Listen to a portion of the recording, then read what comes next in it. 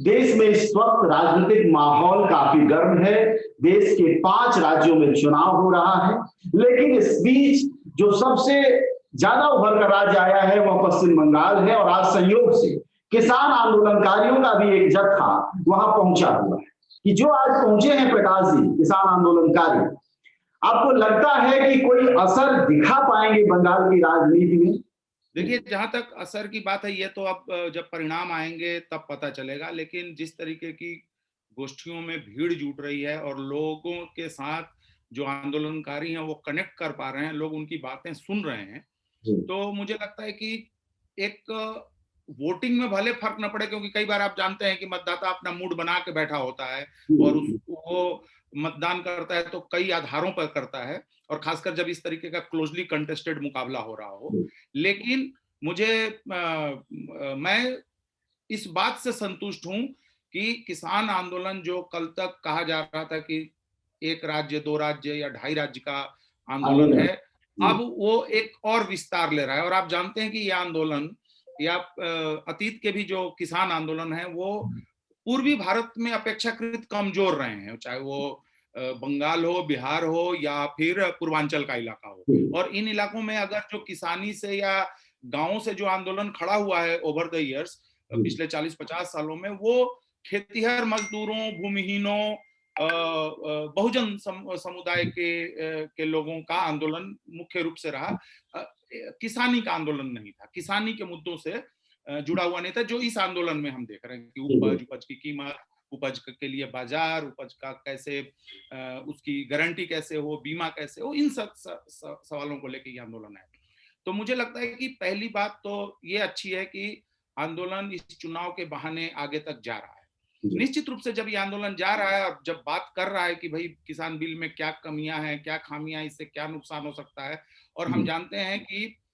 इस बिल को लेके जो आंदोलनकारियों की शंकाएं हैं या जो विरोध है वो सिर्फ किसानी तक महदूद नहीं है, वो किसानी से जुड़े हुए जो कारोबारी हैं उनके लिए भी, जो मजदूर हैं उनके लिए भी, और जो भी रिलेटेड जो ऑक्सिलरी कारोबार या उद्यम होते हैं उन पर भी असर पड़ सकता है। तो मुझे लगता है कि बंगाल जो मूल रूप से खेतीहर समाज है,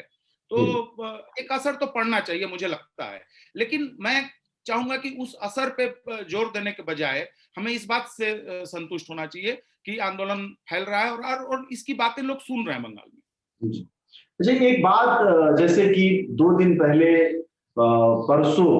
एक हमला हो गया मुख्यमंत्री, राज्य की ही मुख्यमंत्री। यह आश्चर्यजनक है कि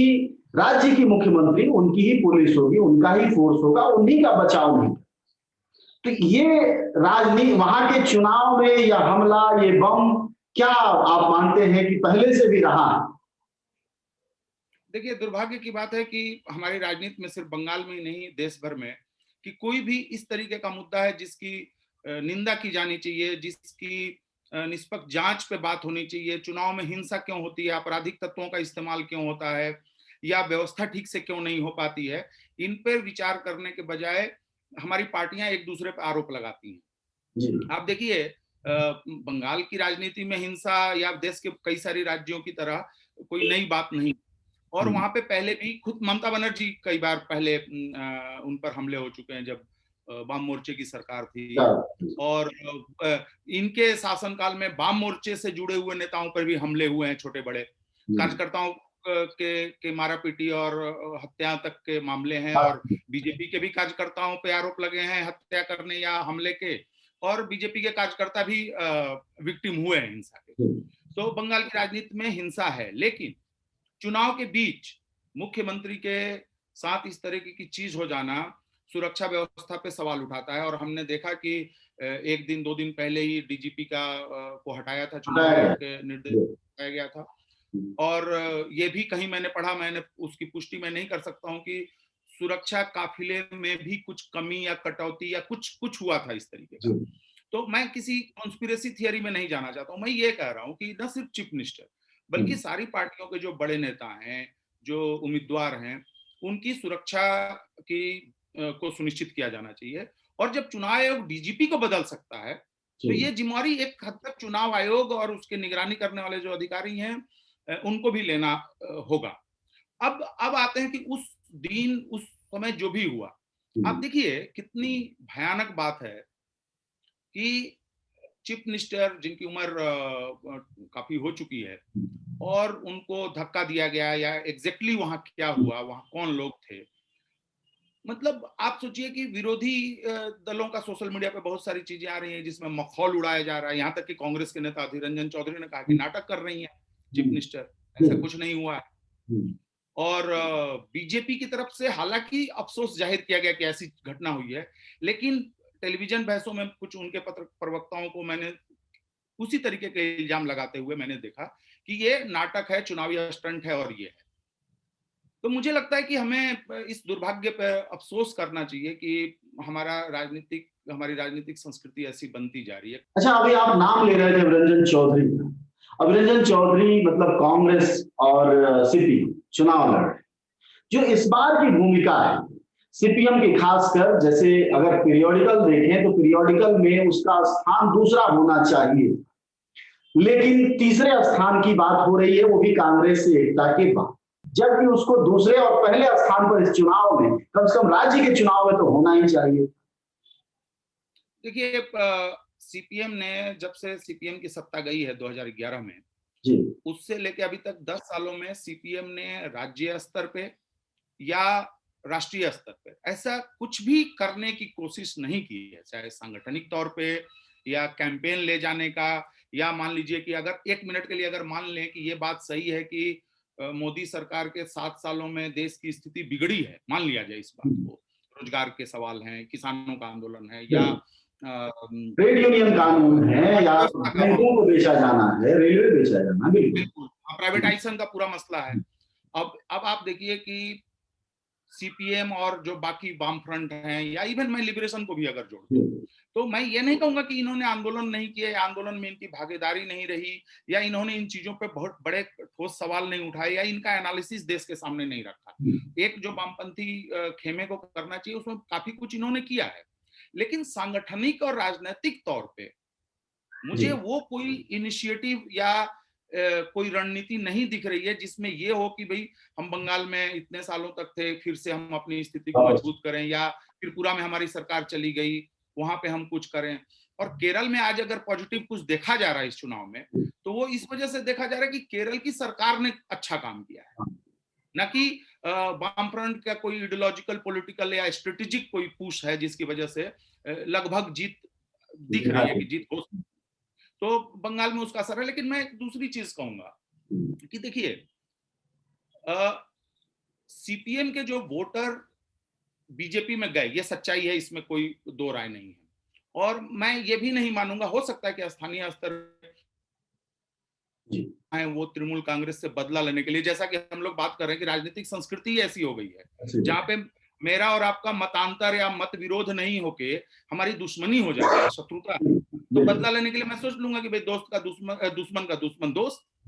तो हो सकता है कि स्थानीय स्तर के नेताओं ने किया था, लेकिन मैं ये नहीं मानता हूं कि वाम पार्टियों के शीर्ष नेतृत्व का ऐसी कोई उनकी रणनीति रही होगी कि यार इस बार ऐसा कर देते हैं और फिर अगली बार हम इस बात को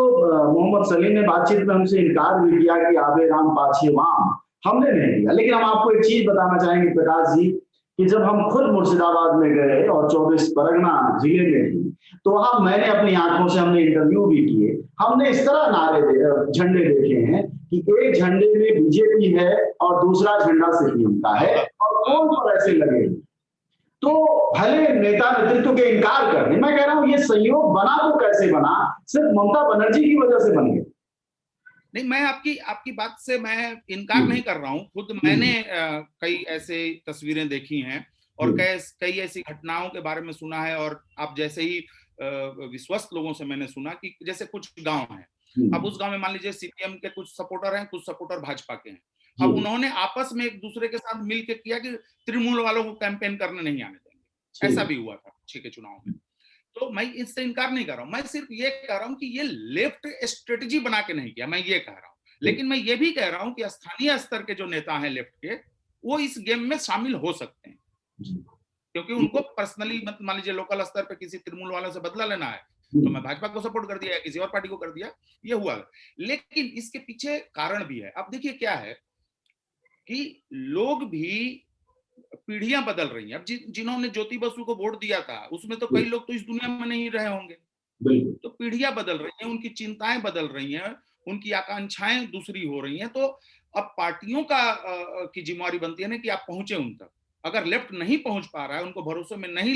ला पा रहा है, तो ये लेफ्ट को मानना चाहिए। इसलिए मैंने कहा कि सांगठनिक स्तर पे बंगाल के भीतर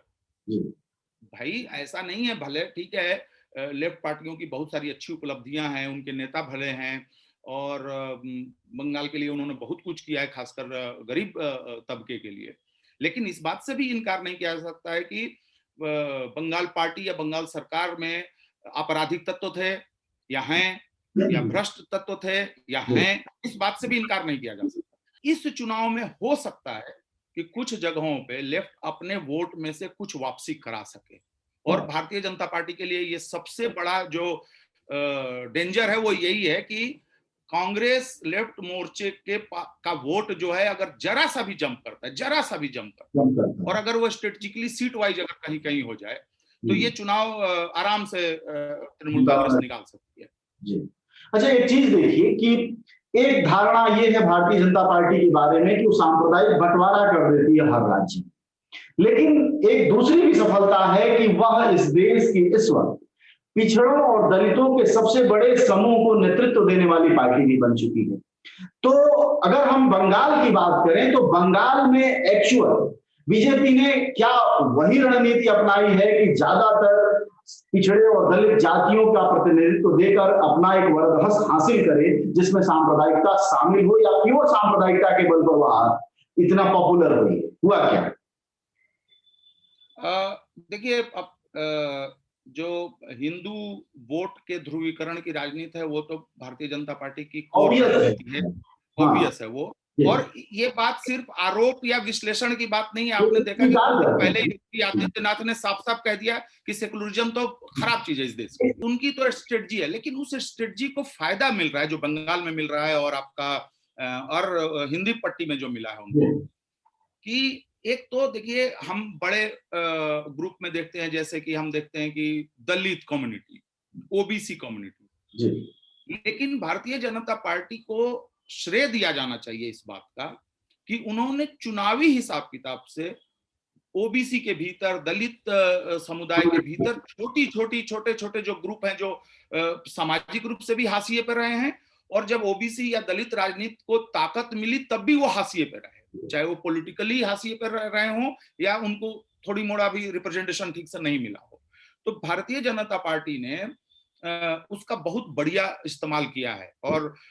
इस्तेमाल करने का मैं सिर्फ नेगेटिवली नहीं कह रहा हूं, मतलब उन कम्युनिटीज को साथ लेने की, साधने की उसने कोशिश की है। ये अलग बात है कि वो साधना जो है वो हिंदू के नाम पे ज्यादा हुआ है बजाय कि उनके सामाजिक उत्थान के कार्यक्रमों या नीतियों को लेकर हुआ है। अखिलेश यादव की एक प्रेस कॉन्फ्रेंस थी जिसमें कि उन पर पत्रकार पर हमले की बात कही जा रही है। हमले को लेकर जो जानकारियां आ रही हम सब जानते हैं, लेकिन प्रकाश जी मैं असल बात आपसे जो जिक्र करना चाहता हूं एक ट्वीट का जो कि यूपी कांग्रेस ने किया है, और वो लगभग जो ट्वीट है वह बहुत ही खराब भाषा में भी है और वह अखिलेश यादव को बेइज्जत करने वाला है। उसकी एक आखिरी लाइन है, अखिलेश यादव आपको शर्म आनी चाहिए। सवाल यह है कि 1 साल अब ठीक से नहीं बचे हैं उत्तर प्रदेश के चुनाव। हम पत्रकार पर हमले की निंदा करते हैं अगर ऐसा हुआ है, हालांकि पत्रकार भी सवाल पूछता हुआ नजर आने की जगह लड़ाई लड़ता हुआ ज्यादा नजर आ रहा है। मैं आपसे इस पर बात करना चाहूंगा कि जो यह भाषा है यूपी कांग्रेस की, क्या यह बताती है कि 2022 में सपा और कांग्रेस की कहीं एकता नहीं होने वाली है, इसलिए इस भाषा का इस्तेमाल है, या ये चूक जैसा लगता है? और मैं इससे ये भी आपको याद दिला दूं जो मैंने पहले कहा कि अधीर रंजन चौधरी ने भी एग्जैक्टली इसी तरीके की भाषा का इस्तेमाल ममता बनर्जी पर हुए हमले के संदर्भ में भी किया है। तो मुझे लगता है कि ये कांग्रेस के लिए उसको सोचना चाहिए कि आप राजनीतिक द्वेष को आप जिन चीजों के लिए आप भारतीय जनता पार्टी पे आरोप लगाते हैं कि इनकी भाषा ऐसी होती है, इनके बहस करने की स्थिति ऐसी है, आईटी सेल इनका ऐसे काम करता है, इनके ट्रोल ऐसे काम करते हैं, और खुद आपकी भाषा या आपका रंग वैसा ही हो। एक तो ये, दूसरी चीज मैं कहूंगा इसी बात से जोड़ते हुए कि देखिए सारे लोग एक दूसरे पे किसी पे भरोसा ही नहीं रह गया है। वो प्रताप सोमवंशी का एक शेर है कि मनाने के लिए कोई है ही नहीं, जिसको देखो वही रूठा हुआ है, इस तरीके का उनकी लाइन है। अब आपने उसमें देखा वीडियो में अखिलेश जी के वीडियो में, कि अखिलेश जी भी कह रहे हैं ये भाजपा के लिए काम कर रहा है, फिर एक कह रहे हैं कि मारा तो हटो हटो, कुछ ऐसा कह रहे हैं। तो वो माने सारे लोग गुस्से, पत्रकार भी लग रहा है कि अखिलेश का आज ही वो कोर्ट मार्शल कर देगा, इस तरीके से वो हावी हो रहा है। अरे भाई एक सवाल पूछ लिए, किनारे हो जाओ, नहीं बोल रहा बंदा तो। उत्तर प्रदेश कांग्रेस की जो यूनिट है उसकी अगर राजनीतिक एक्टिविटीज देखें तो काफी एक्टिविटीज उनकी रही है पिछले हाँ, और वहां से इस तरीके की बात आना मेरे लिए ज्यादा अचरज की बात है, क्योंकि अजय लल्लू को भी एक थोड़ा सा सुलझा हुआ व्यक्ति माना जाता है, और भी कई कार्यकर्ता हैं, प्रियंका गांधी खुद वहां पे एक तरीके से लीडरशिप की भूमिका में है। तो मुझे लगता है कि ये बड़े अफसोस की बात है। आप इसी बात को आप कायदे से कह सकते थे कि पत्रकार के साथ ऐसा व्यवहार नहीं होना चाहिए था, अखिलेश मुख्यमंत्री हैं, उनको इस पर सोचना चाहिए। आप इसको ऐसे भी कह सकते थे, बजाय इस पे कि शर्म करो और चुल्लू भर पानी में चल जाओ और मुहावरे का इस्तेमाल करो। और जाहिर तौर पर जिस सेकुलर को हमारे योगी आदित्यनाथ देश का खतरा बता रहे हैं, वह सेकुलरिज्म अपने आप ही हाशिए पर चला जाएगा, जैसा कि दिखाई दे रहा है। बिल्कुल बिल्कुल अफसोस की बात है कि ऐसा मतलब ऐसी स्थिति बन रही है। और एक चीज और मैं कहूंगा कि कांग्रेस को तो और ज्यादा सचेत इसलिए भी रहना चाहिए कि पिछले कुछ सालों में अगर आप देखें तो कांग्रेस पार्टी से थोक के भाव में उनके बड़े नेता, उनके चुने हुए प्रतिनिधि, जनप्रतिनिधि, उनकी केंद्र में और राज्यों में मंत्री रहे लोग, बड़े बड़े प्रभावशाली व्यक्ति माने जाने वाले लोग गए हैं। तो क्या पता, लोग मजाक में भी कहते हैं, अभी कुछ दिन पहले की बात हो रही थी कि हम कांग्रेस को वोट तो दे देंगे लेकिन गारंटी क्या है कि तुम कांग्रेस में ही रहोगे। तो कांग्रेस के ऊपर भाजपा का बी टीम होने का आरोप जो है वो कोई ऐसा नहीं कि सिर्फ कहीं कहीं जगहों पे, छोटी छोटी जगहों पे लगाया जाता है। इस तरीके की हरकतें रहेंगी तो वो चीजें पुष्ट होंगी।